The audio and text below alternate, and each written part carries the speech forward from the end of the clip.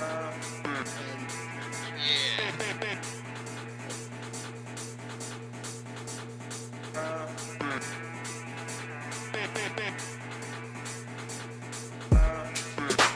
me, I'm next in line. Move. Excuse me, I'm next in line. Watch out. Excuse me, I'm next in line. I said move. Excuse me, I'm next in line. Alright. Welcome folks to another episode of Will's Review. And no, you guys aren't, seeing any extra images. With me is my special guest today, Sado-san. What's going on, y'all? So you are dropping a new project, right? Yes, actually. I have a 9-track EP on the way. Alright, and tell me a little bit about it. What is the story behind this new EP? Alright, well, so I guess the most interesting part to start would be how it was conceived. So all of the music was composed within about 1 week. That was the week of March 29th. I remember because I was moving all of my equipment out from my studio in Williamsburg, and a good homie of mine, Juno Arregado, a fantastic keys player who I've been playing with since university for like a long time now. He was helping me move my equipment out of my studio. So we were talking, and I was showing him some of the stuff that I've been working on, and a lot of the stuff that I do is like voice memos or like samples from like old shows or like real quick little 15-second samples here and there. And he was like, "Oh, yo, bro, I got a bunch of like voice clips from like me and the homies like playing and jamming and rehearsals or like open mics and things that we've done." So he gave me those, and I was like, "Oh, I bet." So I have like about like, I don't even know, like 50 plus hours of just like raw material, just shows and rehearsals and so much stuff. So I sat down with that, and then just in like a week, those 9 tracks just kind of like all came to me like one after the other. Right. Okay. And in general, one thing I wanted to ask is, when did you start with music as a whole? Like, you mentioned playing with him since university, but does your music begin before that? Yeah, it goes back a little further. So I remember exactly why I started making music. All of my older brothers, I'm the youngest of like 6, and all of my older brothers started making music. And they would be rapping, and they had little makeshift studios that we would build in our bedrooms and stuff. And I couldn't hang out because, I'm like the annoying little brother. So they're like, "Oh, get out of here, get out of here." So I was like, "All right, well, if I'm making music, if I'm playing, then they got to respect me." So I started making music to hang out with them, so I could be like, "Oh, look, I made this beat. I got this song I want to record. Now you gotta let me in the studio." Okay. And so that started. I had to be about maybe not quite. I would say like 13, maybe like 12 or 13. Okay, so yeah, you want to be with the cool older brothers and making music. It sounds like the right age for that. Yeah. Really? Did you learn to pick up like any instruments along the way? I played the hell out of the laptop. I play a mini laptop. I mean, not per se. Like, I can do a little bit like rudimentary stuff, like to get ideas from here to there. Okay. But I'm definitely not like gather around everyone and listen to me serenade. Like, nah. That's cool. You never know. I can't do the computers, but I can play the piano. So it's in itself its own skill. Mm-hmm. It's basically an instrument, and like I have the theory. Like I've learned the music theory. Like I can like read music. I could write something on the clef if I need to. Okay. I don't really want to. I think that's honestly the most important part, is actually understanding the music theory of it, because being even a rapper and solely working on the lyrics, if you have no idea of the beat and the flow, what are you doing? Mm-hmm. So that's an important thing to have. Now, Sado-san, where does the name come from? Where's the inspiration behind the That's why I was just telling this story a little earlier. So it's kind of like it's like a play on my nickname, or like a nickname that my friends gave me. So my real name is Osaro, and a lot of them would be like, "Oh, Saro, Saro, Saro," and because we were all big anime nerds, you know, they probably throw this sign in at the end like, "Oh, Saro-san, Saro-san," and so I was just like, "Oh, that's kind of cool." At the time, I was going by another name before Saro-san actually. I was going by Soul Grunt, and but I was like going through this moment where I said, "Oh, I'm gonna change my name. I'm gonna change it to something new." And there was this rule that my friends, one of my other musician friends who I've been working with for a long time, he was like, all stage names need to have 3 syllables. It's like all good stage names have 3 syllables, like Kanye West or like Kid Cudi, you know. It's like, so I was like, okay, so it just kind of all like coalesced together. Yeah. So you are an anime fan. Big time. Do you have a top 3? Top 3. Dang. Top 3 is hard. The only easy thing to say for that is that number 1 is definitely Yu Yu Hakusho. Good pick. Yeah. Good pick. Urameshi is that dude. Oh my god, Urameshi is my guy. That is my guy. Like, I recently joined a Yu Yu Hakusho group on Facebook, and the one thing people keep trying to do is like tier him against Dragon Ball characters. I don't know why. I don't think that's necessary. It's not fair. Because he's gonna win in terms of pure badassery. You know what I mean? I don't know, that whole scene where recently where Goku and Vegeta were standing on the mountain and them coats was just a little too cold for me. They're about to drop the hottest album in 2019 right there. Hey, not for that, I got that coat too, the Vegeta one. I got the green one. Yo, it's tight, yo. It really is though. I was not expecting that. You know, if you told me that was gonna be in a JoJo, I would understand. There's a lot of hip hop in JoJo series. Yo, I just started watching JoJo. Like, I'm literally watching it right now. I just got to the second half of season 2. That show is the Stardust Crusader. Comedy. Yes. Yes. It is a comedy, boy. That is so man. Good. When you get to Golden Wind, which is the most recent one, you're gonna die laughing the first time you hear the ending. Oh, I already know. Yeah, I already know they got the homies. Oh, that was so good. But I love that we were just having a big discussion about like JoJo yesterday at my friend's house, and just like how different it is compared to most other anime. Just the originality of the characters and down to like just the influences feel from multiple places. Like he pulls from all over. And a lot of people are only catching on to it now, not realizing this series is from like the 80s and the 90s. And, old school. Yeah, this is a classic. Cool. Alright, so, you know, you're interested in anime, you seem to be open to multiple things. Do you have different influences to your music from various genres, or is it solely like a hip-hop thing? No. Definitely various genres, though. If I'm being honest, I think my biggest influence would be like soul music. Specifically soul from like 1971 to like 1976. There's something about like that like sweet moment when like they was starting like to just add in all the orchestras and strings before it went like full on ensemble disco. And for me, like that's the biggest inspiration. Like I like music that's like very like chill, very like you just kind of listen to and be like, you can be in a vibe. Yeah. No, that definitely was the feel when I was listening to you sent me the SoundCloud. Yeah. And I was very much just like, you just kind of caught in a vibe when you're like vibing to the music. Yeah. So yeah, that's definitely coming across. I'm always happy to hear that the message is making its way. Oh, definitely. Now, I got a random question I have to ask every rapper, because one of my biggest things about hip-hop as overall, right, is the fact that it's constantly evolving, changing. It's always kind of like the voice of the people. And the current thing right now with a lot of people is that you either have trap and you have mumblers.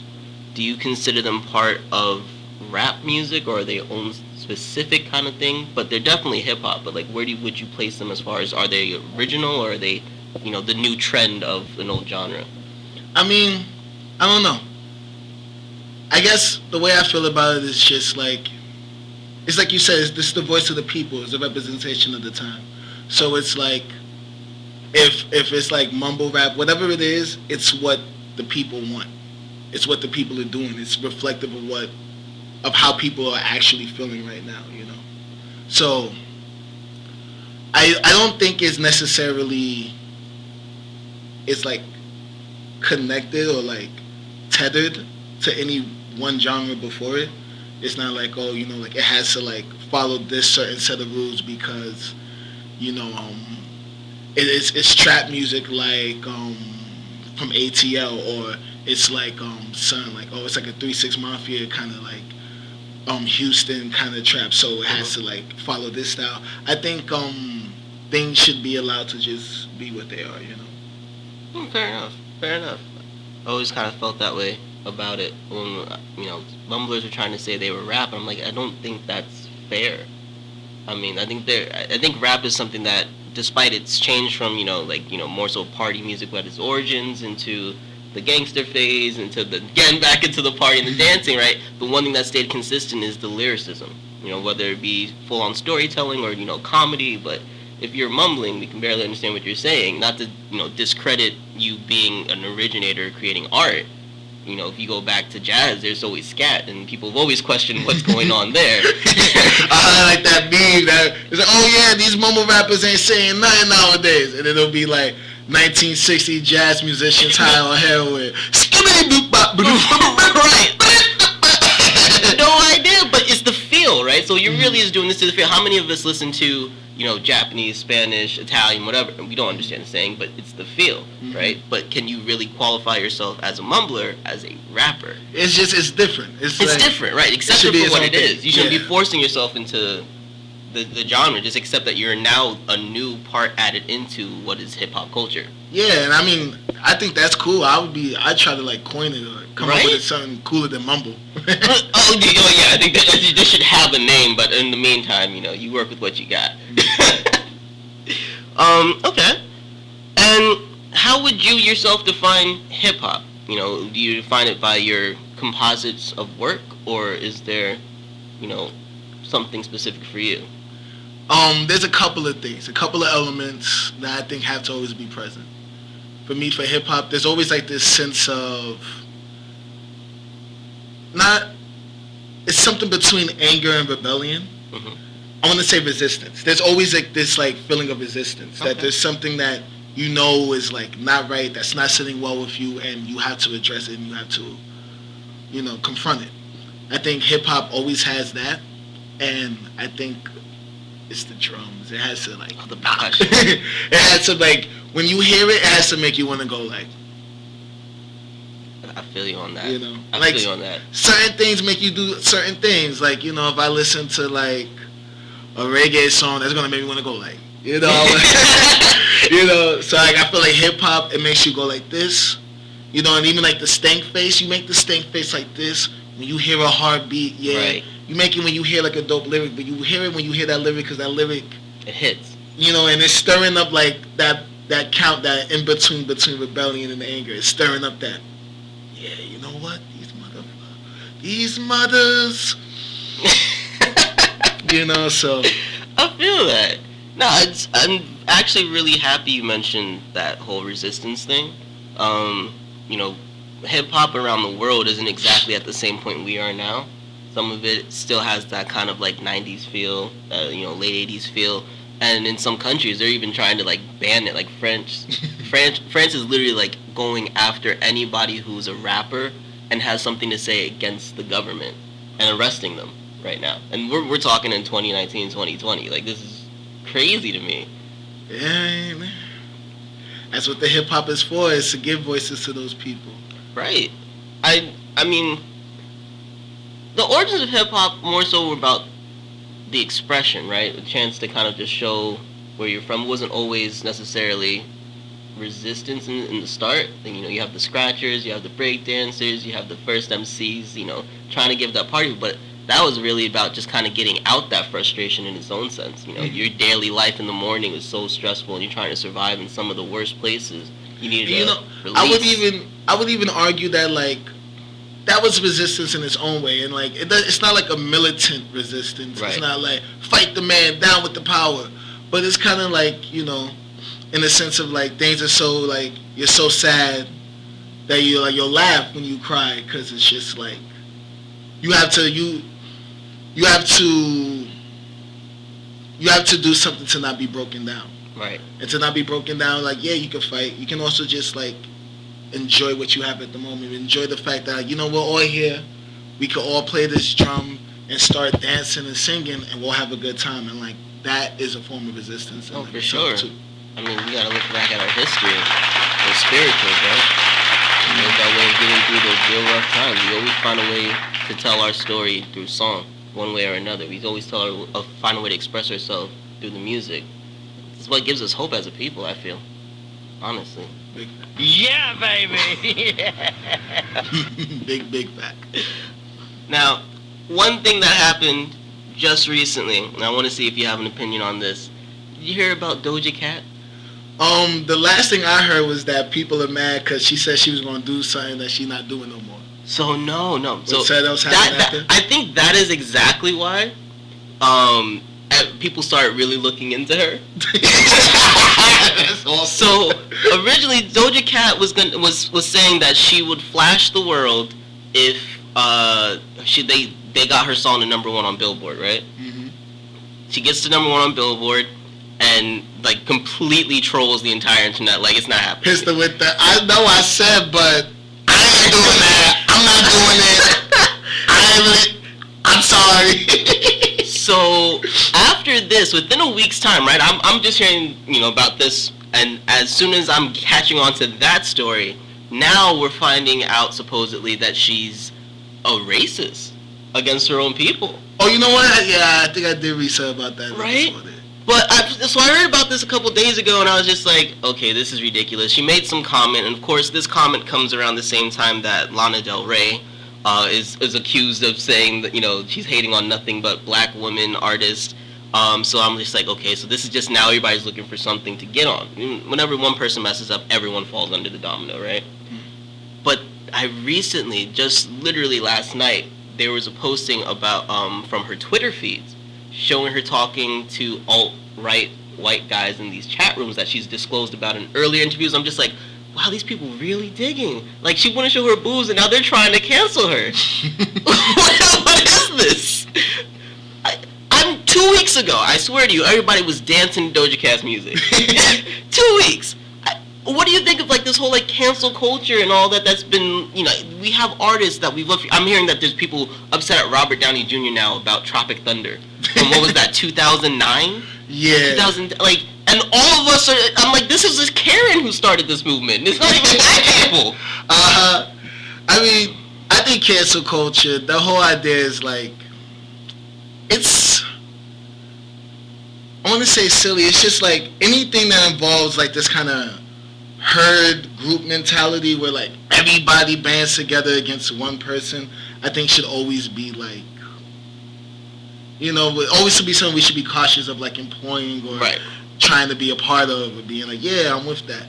I think, and then also too, like, I think cancel culture can work in situations where like it's serious and I think it makes sense. Like, I think the idea of like canceling R. Kelly, like, I think that makes sense, you know?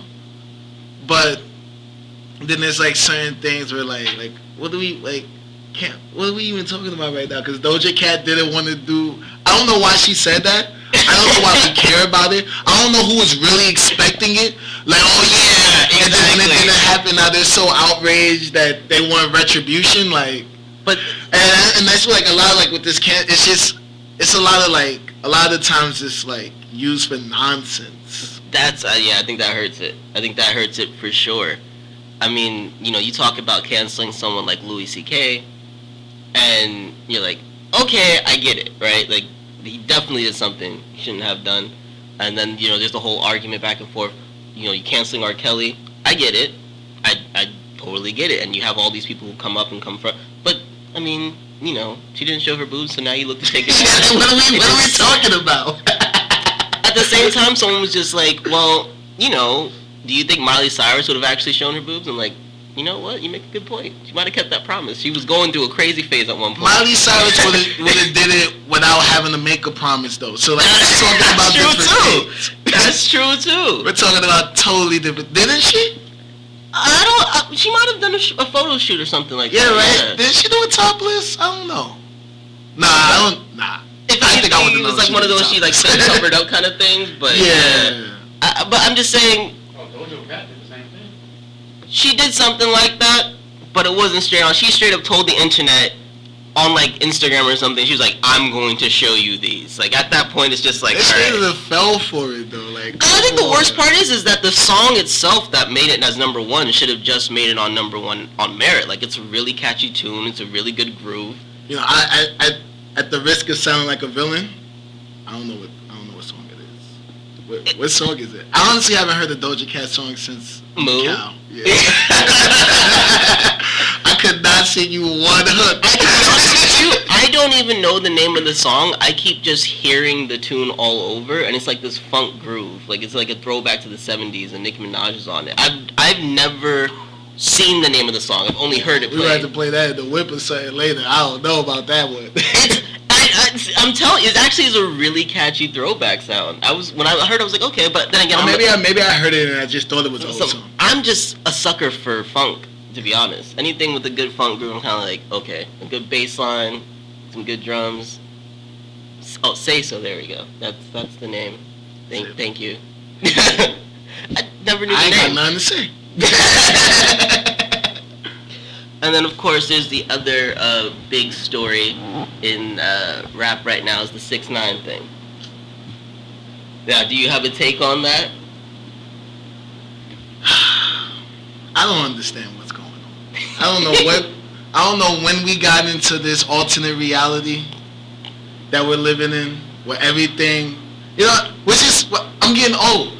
You know, I listened to old people when I was young, and they would say, you know, man, things aren't like how they used to be. And I'd be like, what are you talking about? And they'll say, you don't understand when you get to my age. And I think I'm starting to understand. Because it's just like, you know what, whatever. Say what you will about him snitching, and some people will argue, oh, no, but all those people were like villains to him. Like, he should have no loyalty with them. Fine, whatever. Let's, for the sake of argument, let's say that that's a valid point that we can all agree on and get behind. Okay, cool. So he did that. He did his time. He comes home. But now we're going to glamorize, yo, I'm a rat. I'm eating cheese. Look at this. I'm eating cheese. When do we get all topsy-turvy? I don't understand. Like, this is cool now. Like, I don't know. I guess I've never been cool, though, so I don't know. It's just, to me, that whole thing from his inception to this moment is just like... How? Yes. Yeah. How? Yeah. I definitely... When he became someone of, I guess, notoriety, I was left with that question from the beginning. I don't know how anyone is surprised that someone like him, who legitimately is playing a role to be famous, would then snitch. It just seems to kind of add up to me. And my thing is this...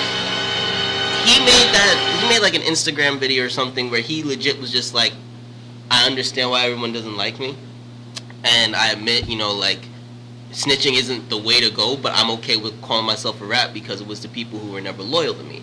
So, to a certain degree, I'm kind of like, alright, I feel it, I get what your perspective is. But, like you said, to glamorize... Yeah, nah, you can't call yourself a rat, bro. Like, no. Yeah, you don't... Like, we get to call you a rat. You can't turn it into and a you get to feel shame when we do it. Like, you don't get to like flip it and now that's gonna be a mantra. Like, Hey, I will flip it. It's called reverse psychology, and now I'm making millions. it's crazy. You know what I'm saying? It's He true. played this smart, business wise. And that's why I can't... He used it against everybody, so they can talk about him, and the more they talk about him, the more money he's gonna make. You know? The question comes though more so to the fans, I should say. You know, I understand that no matter once someone's a celebrity, there's always going to be a certain amount of loyalists, right? And you know, one thing we always say here at the network is, you know, we love our haters because they make you famous. So him getting 13 million views on his latest song is not a surprise to me. But at the same time, it's just like you all know he's gonna be doing stuff like this. So to the haters, why even give him the time of day? Your view just got him money. You know, I've yet to actually watch the video, other than whatever pops up on my Instagram feed. I've yet to hear the entire song because I don't really listen to the radio like that.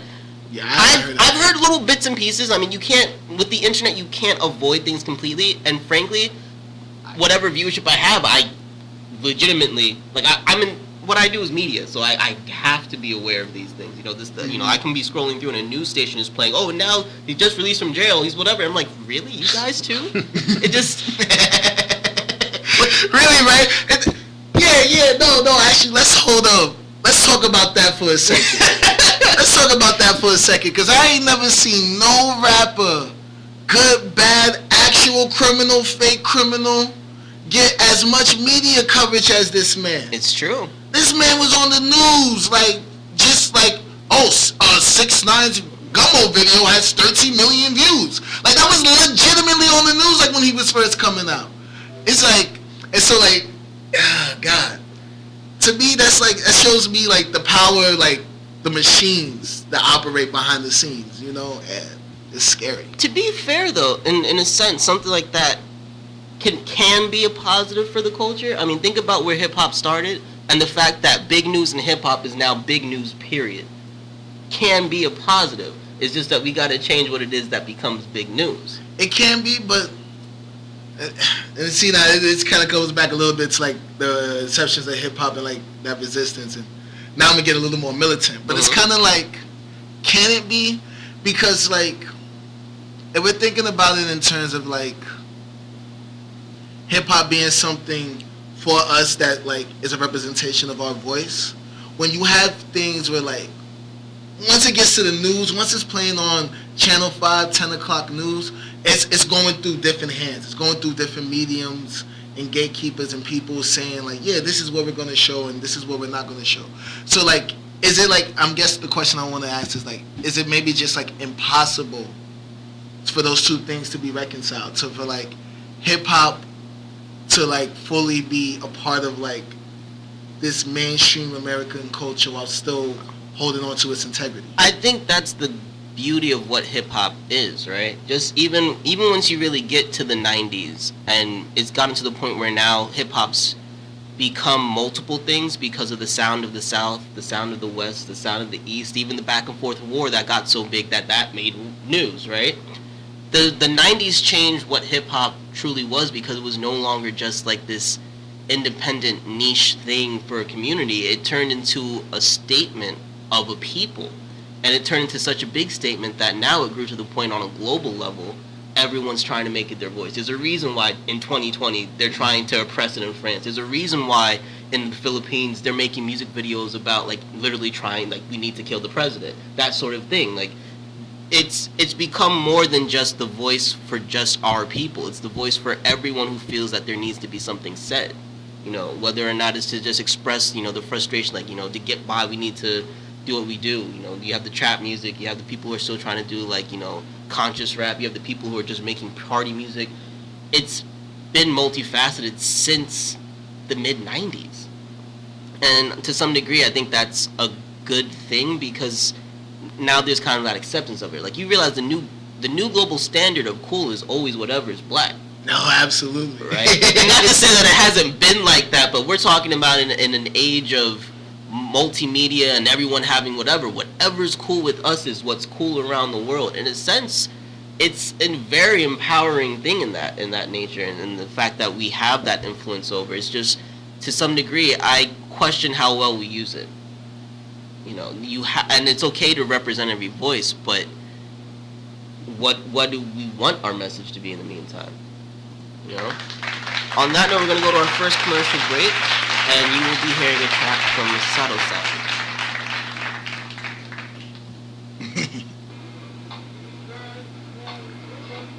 Cool.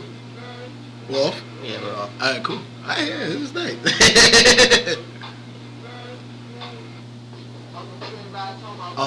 Yeah, but I'll get it. I'll use it back.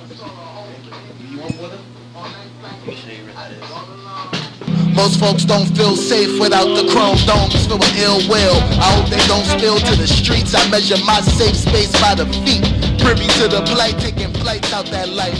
If they don't see me on screens, I guess they won't see me. Shame, we lock eyes on the daily, but it's cool if we go our separate ways. Strange, haze burns like sage, the battlefield gets weird. Man, there's so many hills, but not enough heart. Monsters, afraid of the dark.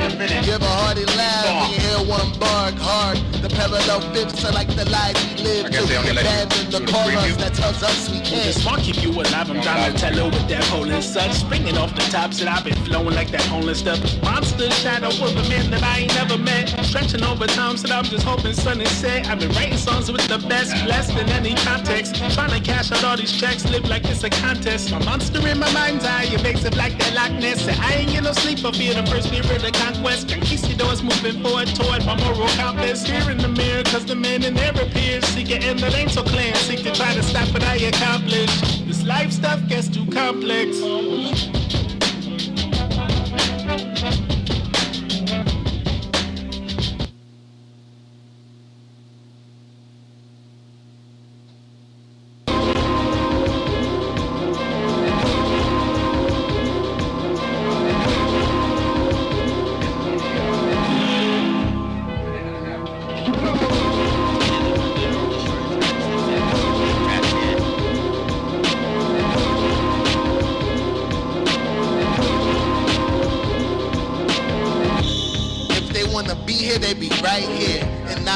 Commentary to your left ear. Pardon God, I don't squabble over cars. Play whatever hand with the utmost confidence. Don't dwell in the shadow realm. Yeah, no dwellers in my dwellings now. Kick 'em out the condo, Uncle Phil style. So you can follow this model to fight back bout to the sorrow and get your better tomorrows and easier bills to swallow. I know very explicitly the do's and don'ts. So I know whether it do or don't, that's just the weather, folks. Not worth more than a small conversation, but from my observation, it's all about your patience and the means to bring sensation to all the itching. Only in this skin is this you live in. Yo, don't forget it. No humble brag beginnings. We straight to the business. And with the most callous at hand, you earn your new bruises. Doesn't mean that was going around. What she said was like she hit everybody with a John Cena.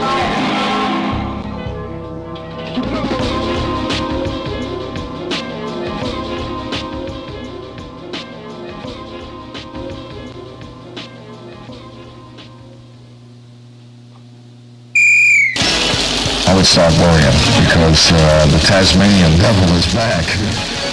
He scripted this whole situation, so he's not gonna come back unless he's gonna come back with a bang and he's looking good. You can believe that. Well, don't be a perfectionist. I promise you, you're nice enough. Unless you serve people need that repentance.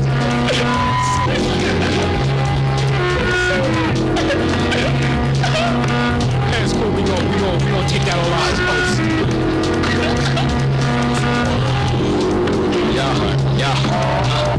You can feel me in the breeze. All the faith, all the sour seed, it's all me. All hours, speaking truth in the power. Through the dirt, through the flowers, dropping all the violence. What you mean? This life is just a riding exercise, getting rapid tiring. Evil exercise, evil's never set aside. Used to be so inspiring. We're asking about the mask, glorifying the lie. Niggas talking about the truth, love, always moving off of pride. Like what's the price of excellence? Basking in the weather, temperance quite heavily. The sword of Damocles awfully heavy as a necklace. Can't you see? Bump until on the jet ski, doing the donuts, cracking back like a cold one. New bullets in the old gun. Alright, so we're back. So a couple of tracks there. You want to tell people a little bit about those two particular tracks? Yeah, so those two tracks are part of the EP that I have coming up. They're a part of the tracks that I made those beats in that week during when I moved all my equipment out at the start of the quarantine. And yeah, I think those two tracks, I've been writing a lot of my stuff more freeform lately, so you probably notice there's no real hook. It's just kind of going straight. I try to avoid like meandering and just like talking about whatever. But I think a lot of it, like those tracks and like this whole EP just kind of embodies like the idea of like that resistance and like in a number of ways, be it like militant or like just like resistance within myself, like resisting like bad habits and being Like, no, I'm going to exercise today. I'm going to resist taking the easy way. Be more positive. Yeah. Well, makes sense. Makes sense. I'm always trying to get that level up, that next anime level up.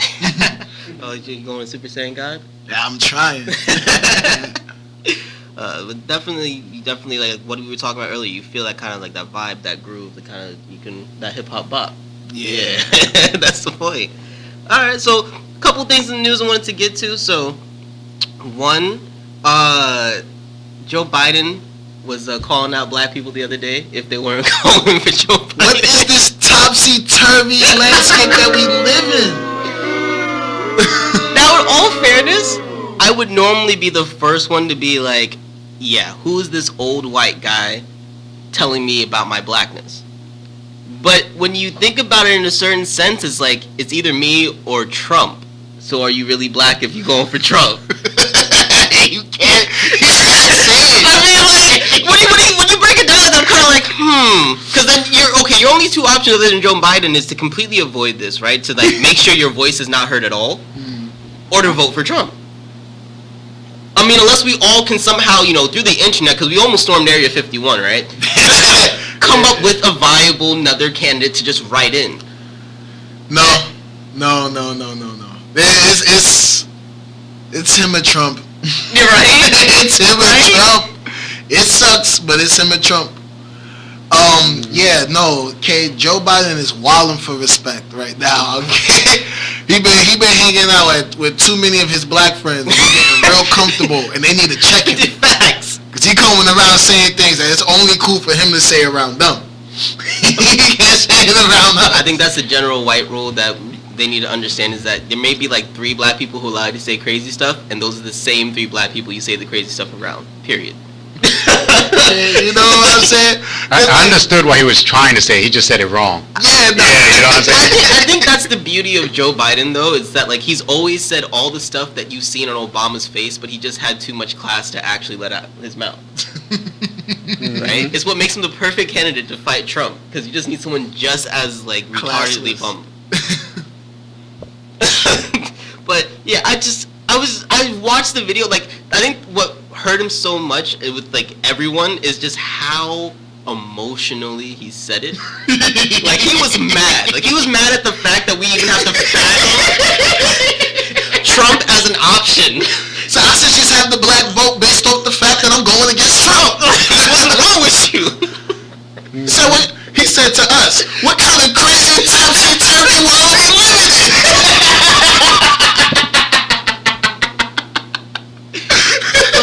Of all the things that happened, like, in the last week, I needed that. Like, I really needed that, because I was dying laughing at just the audacity of him saying it, and let alone just, like, how honest it was. Of him, like, he's just like, damn, like, he really was, that came from the soul. Like, he was just mad. This people is why, if you weren't interested in politics before, you need to be. And not necessarily be, to make sure Trump is out of office, but just like, remember this, our last 2 elections have been people that no one wanted to be running for a position, and they have the ability to do so. So whereas everyone else who might actually be competent, who might actually be a voice for people that we want to represent us, going, like, where are you, what are you doing, what fields are you in, and how do we get you out of that and running state? People. You ask most people, and either people are strongly blue, strongly red, or they just don't care. And I remember when this country used to be somewhere, some shade of purple. Really? In the 90s, you had this country somewhere in a shade of purple. There's a reason why a show like King of the Hill hit home on so many people, despite him being a Republican from Texas. Right? Because although he was Republican, he actually was very liberal. There's a difference between being in, having to say as far as like, economic plans, right? We're talking welfare, we're talking schools, we're talking where should the funding go, and then at the same time being like, well, should people be treated fairly? Should, we ostracize a group just because of their sexual preferences or just because of their shade? And we get so lost of, someone having a view on one thing and then, completely putting them over there when it's just like, but they could have a view very similar to yours on a different topic and issue. But because of such extremists kind of controlling the voice of everything, people lose interest because there's no one representing you who lies somewhere in the middle, and you don't want to say where you lie because now you're the bad guy on both sides. Kind of bad. I mean, yeah, man. Politics, for me, it's always been like, I don't know. I'm black, so I just always have to take it with a grain of salt, you know? True. I understand that, like, we can all be talking about, like, yeah. We can be talking about America and what we want to do for America. And then we got also, then what we're going to do for black America is like a separate conversation that gets had, too. So, I don't know. Though, I will say the one thing that I noticed was when Trump was elected, I feel like for the first time, a lot of white Americans felt like how I normally felt for every election sounds when Obama was running. Right. They felt they were finally, like, someone's on their side. Yeah, and that's not necessarily a bad thing. No, I'm sorry, but I guess I ain't got a lot of liberal white friends. They were like, "What's going on?" Oh, that. They were surprised. They felt like the system had let them down, and they didn't understand how that could happen. It was the first time they had been let down by the system. I don't know. I feel like when we saw Obama even as a candidate, right? Like an actual viable candidate, he was going through the process and people were giving him attention. I feel like it gave a lot of white people hope. A lot of black people hope, right? And when the same thing happened with Trump, it gave a lot of white people in the Midwest that same hope. Yeah. You know, and it's sad that we can't just have someone who makes everybody feel good. And honestly, I thought it would have been Obama, all due considering, like, you know, we always talk about him being the black president, but he was half white. Like, why couldn't he have been a voice for everyone, trying to make everyone, like, uplift? But they just saw him as a threat. I just never understood it. It's the American way, I feel. That's too true. Too true.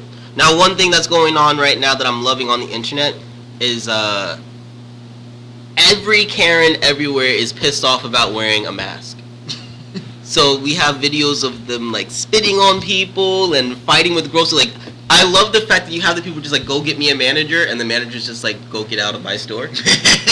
Have you caught any of these Karen videos? I've seen a couple of them, yeah. Look, any favorites?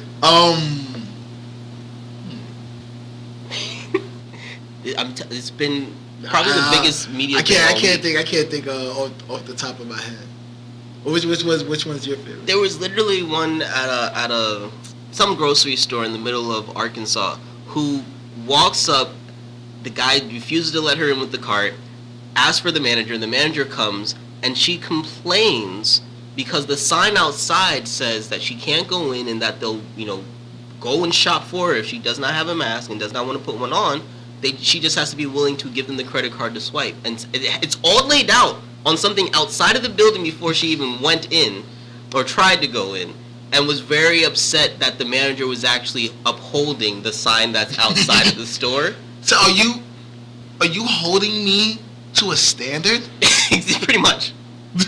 Pretty much. In a nutshell, it's just like, and they want to take away my credit card, and how can I trust them with my credit card? Like, who knows what their machines can do? And we were just like, but you were going to swipe anyway. Like, it's just, to me, like, the whole mask thing is like, people fight against the mask because people don't care about other people.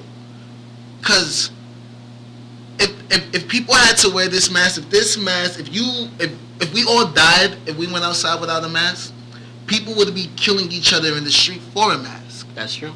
You know, if my life was in danger, if I didn't have a mask on, I would wear a mask. But since the mask is to protect other people primarily, nobody cares. It's true. Nobody cares. No one's going to enforce it. The government doesn't want to enforce it. It's crazy. I don't understand. Like, it's just a total, like, you don't care about other people. That's basically the bottom line of it. No, well, the mass, because I'm one of them, the mass is not that you don't care. The mass is, if you don't stand for one thing, you're going to fall for everything. So when the government is trying to compress you and saying that only 2% of the people are dying, like, but they won't say 2% of the people are dying. They say the big numbers, but if you add it up, it's only 2%. Yeah, but... So when you're going outside and you're, like, the videos you're talking about, I love the one video when she said, oh, I can't go inside. He said, no, you can't go inside. That's the law. He said, there is no such thing as that law. That's a rule. Now, the other guy came out and said, no, ma'am, that's our store policy. Then she said, okay, now I have to obey by it because it's a store policy. It's not a law. Yeah. You know what I'm saying? So when you're trying to press it and say that it's a law by breaking the law anyway, by closing down the stores and all that, that was against the law. But a lot of people didn't know that until it started That's why they're airing. That's why they're legally calling it a pause. Right. That's why they saying, pause on business. oh, we're going to pause on the business. No, you didn't say that the first time. You said mandatory, you got to close. That's against the law. So that's why the little businesses now are opening up, saying, They can't F you, stop them anymore. we opening up. Yeah. And people are saying, wait, 2% is dying, but more people died of this and this and this and that? Well, You know what I'm saying? So it's like, it's the confusion. So people are like, wait a minute, you're holding me tied to my hands. I don't know what to do. You know what I I'm know, saying? but it's just like, you just wear the mask. Yeah. I think yes, you just wear it. Yeah, especially when you're out in the media like we are, we see things that you guys Yeah. don't even see. So when you're telling us wear a mask, we're saying to you, why? We're in the media. Think about it. You know what I'm saying? Okay, We outside all day, That- are you every doing the day. Lord's work? You know what I'm saying? there are a couple of different things though. Like recently, Yeah, there's so much. Recently, they were saying how one thing people were very scared of at first, and why they were constantly telling you to wash your hands, was because of they thought that it traveled a lot easier on surfaces, right? So they recently discovered that that's not true. Yeah, it It doesn't work as well. I mean, it does get on surfaces. It will stay on surfaces for like 4 to 6 hours. But as far But as not like 3 to transmitting 4 it, days. yeah, it's Nah. not going to get on you the same And it way. doesn't transfer. The other thing is that it's actually safer to be outside than it is indoors Yes. because it's harder for it to spread. So they're telling more people to actually go outside. So the reason for the mask now is that because of the airborne transmission, that literally in most cases will be like someone spitting on you more so than even breathing anywhere near you. It's the mask is to keep from any of those things actually getting to people. Yeah. The only Yeah. thing is that it doesn't really protect as well as people think as far as blocking. Yeah, that's what I'm Yeah, saying. so you're still going to get it even with the That's mask. what I'm saying. But that's what I'm saying. Like So- the mask isn't for you. Yeah, the mask is for others. It's more so to stop the So I transmission. don't give it to than you it is because I don't know if receiving. I have. If you're sick, I just say do like my mom always told me. Where you going? Ain't you sick? Get your ass back in that bed. You know what I'm saying? Get on My that. mom been telling you that since the beginning, and I tell a lot of people this has been happening too long. If no one stopped America because of the flu, and mad people have been dying of the flu, how many times in your office you see your friend, hey John, what you doing? I need my money, and you just laugh about it, but then you True. find out that John died, but they never told you why. You know what I'm saying? And people wasn't thinking about it. So now they said this people are dying or this, everybody went crazy. But hello, your office people been dying of this stuff long time ago. Yeah, I mean, like it's The not. doctor's been fighting with this long time ago. Outbreaks are new. Right? Like, You know what I'm saying? are But new. the fear, The fear, yeah, it was a lot. I guess people got real scared just because like it wasn't a vaccine. It was new. It was just like it was like none of us have really like lived through something like this at any time. Right. it's just like But a movie. A yeah. movie comes out, everybody wants to see it because everybody said it was good, but they never listened to Will and said it was no good, so they wasted their money. You know what I'm saying? You got to listen to the real facts. I'm just saying, you got to listen to facts, and it's hard Well- when you see so many people out there, and with doctors and us telling you different, people don't listen. So, Well, you know? speaking of movies, I was gonna get to that next. So, are you much of like a movie fan? I've been watching more movies now in quarantine. I think everybody, right? I mean, I have like I'm a very niche movie guy, but I might have some more recent So, ones. there are a couple of movies and shows I watched, and there are 2 shows in particular I rewatched more so for to see how they hold up on a second view. So, Netflix just re-released Avatar. And now, was that one of your favorite shows growing up, or were you not a big fan? I was a very firm Cartoon Network guy. I'm not even mad at that. Not even mad at. I'm definitely way more Cartoon Network over Nickelodeon. But like I can say I remember book 1 of Avatar. it really, honestly, it doesn't really get that dope to me until book 2, because that's when they're really in the heat of everything. And I would say, even watching all these years later, I give it like almost a near perfect score. I wasn't a huge fan. I'm still not a huge fan of the absolute, I'm talking the ending episode. But other than that, I Maybe think the it's a great Andromeda series. effect. Yeah, pretty much. I can't even say that. It was just more so like, you know how when a good guy beats a bad guy, but it just seems way too easy? Right. Now the fight's dope, but the way that it all comes together is just kind of like, why did you do this already? And that's what the build-up was for? Right. Y'all could have went straight there. It was like reading the Harry Potter book. Like, what are you doing? So, I'd recommend that. Also, have you seen Vinland Saga? Vinland Saga. What is that? That's the one with the Vikings, the anime with the Vikings. Oh, no. I've seen the name. I've never watched it. It's one of those series that a lot of otaku have either completely fallen in love with or have only seen that very first fight scene and was just like, yo, I should watch that one day. It might be. I might have seen like a clip. I have like a list of like shows. Like I've seen fight clips, and I'm like, oh, I have to watch that. What is this? I'm looking at the comment section. Like, someone say the name. It's two guys on boats, like hopping from boat to boat, wrecking people. It's like, that's the very first thing you get of this show.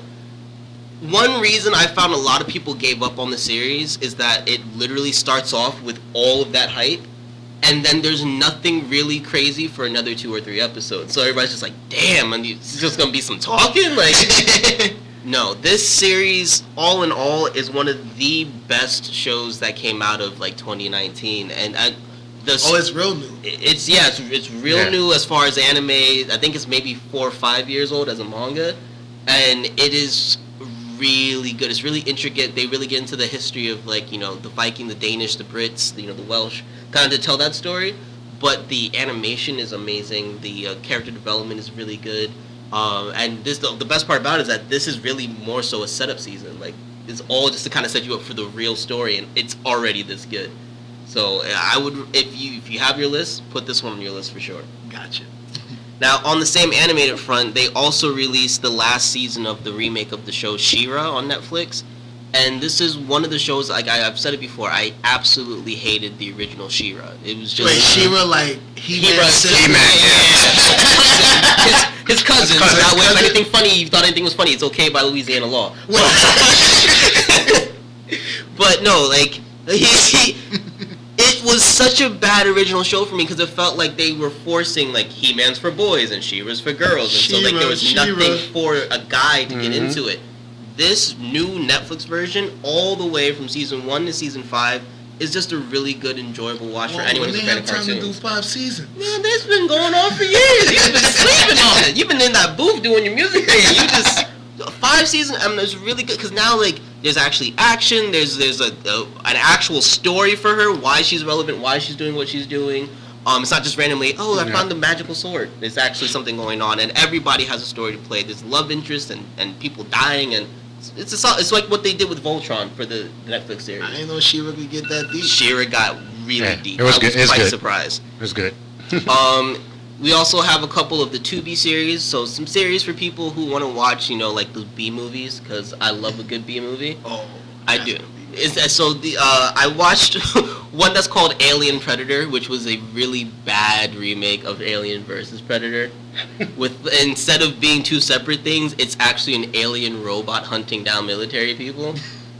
It was so... Wait, when did that one come out? No, this is like some 2018, like, low budget, would have been straight to DVD kind of thing. Okay. And it was hilarious. It was so bad I couldn't stop laughing, but I was actually mildly impressed with how the CGI came across. Because it didn't look like one of those really bad, like, claymation Godzilla things. It actually looked like it could have been a movie. It was just the worst movie ever. It's like, this looks passable. But then they're trying to act. Okay. So I if you want a good laugh or an action flick, I'd watch that. Also, Valentine the Dark Avenger, which is like a Filipina female trying to be Batman. That was quite entertaining, and the martial arts skills were on point.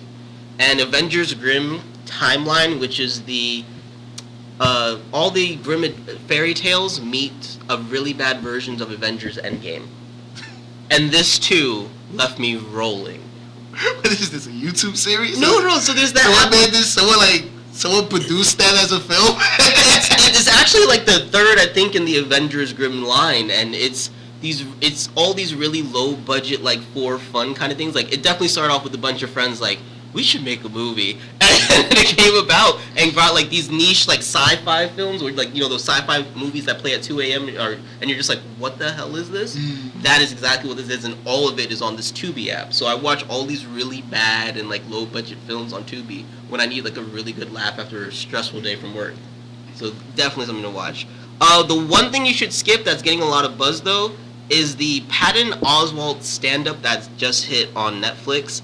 I like him as a actor. He was really funny on King of Queens, but his stand-up was very meh. It's very just kind of like passable. A joke here made me laugh. A joke there put me to sleep.